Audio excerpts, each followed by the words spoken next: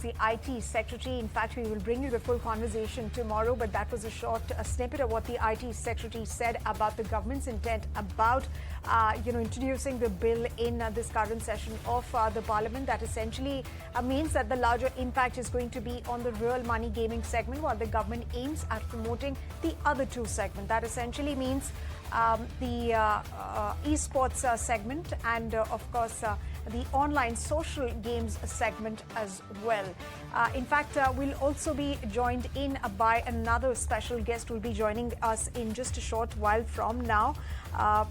But the Rajya Sabha and Lok Sabha, in fact, passed the Promotion and Regulation of Online Gaming Bill 2025. Remember, this bill, like I stated, bans real money online games in the country. The legislation distinguishes between money games and esports and formally recognizes esports as a competitive sport. In fact, it provides for training academies, technology platforms, research centers, and integration of esports into the broader sports policy.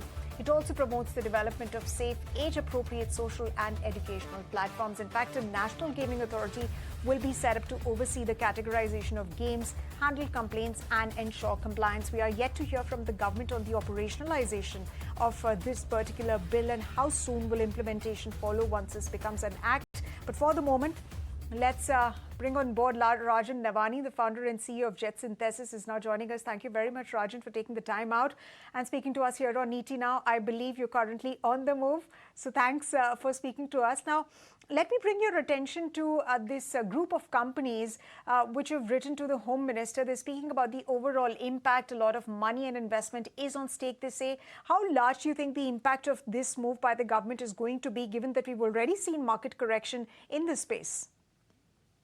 Thank you, Sumita, for having me. I think this bill, as you were just mentioning earlier, what it has really been able to provide is a lot of clarity around, the breakup between what is being promoted and supported, which is, what you rightly said, online social gaming, esports, all areas in which I think India has a tremendous opportunity for job creation, as well as, creating athletes who can win probably a medal in the Olympics in esports, because the Olympics have, announced an esports Olympics in 2027. And for a country like India to be able to prepare, to be able to participate in this larger global phenomenon, I think this bill has actually provided that clarity.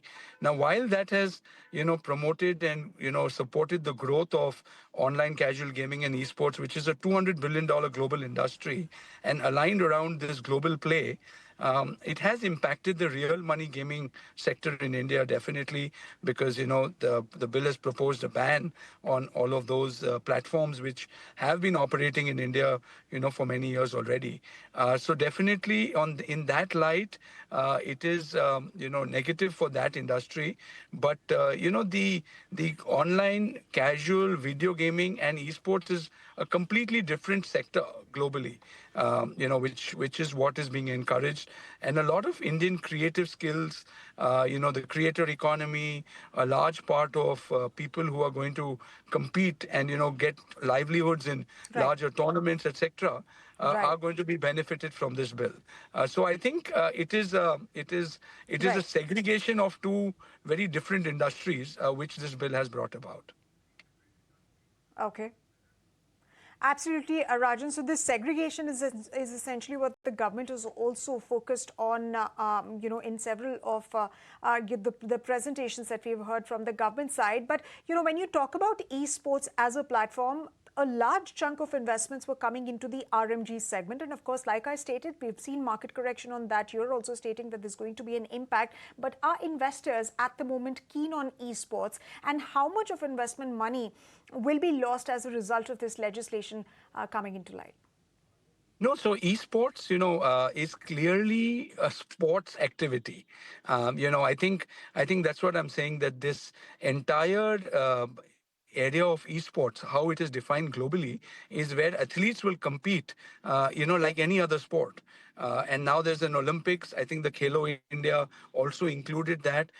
So, you are becoming the best athlete in a game by training, competing, being a part of a larger play where you're not really putting money into, to gain money back, right? So I think esports itself is a different genre of play, and online social gaming are very different genres from Right. what the real money gaming is, right? So I think the investors, like we've pioneered esports in Okay. India. Over the last decade, 8 years, we actually built the whole market in India. Absolutely. And today we have seen how, people who are like any other sport, right? You need to train for it. You need to have the best Right. hand-eye skill coordination. You got to Absolutely. be able to, do all of that. So I think those sectors will Right. now seek investment or will get the right kind of structuring to enable a lot of these games as well as the, athletes and Right. players to succeed and generate livelihoods out of this as Right. they would in any other sport. So I think that is a big differentiator Absolutely. that this bill has been able to create.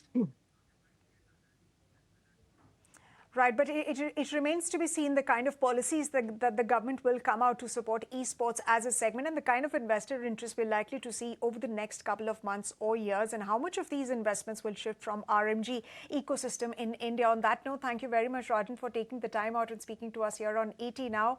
And in fact, ladies and gentlemen, today, Thank you. as far as that bill is concerned, Shashi Tharoor, the opposition leader, has made a point about the RMG segment now getting banned and how a lot of that RMG activity will be pushed underground. How does the government really address that?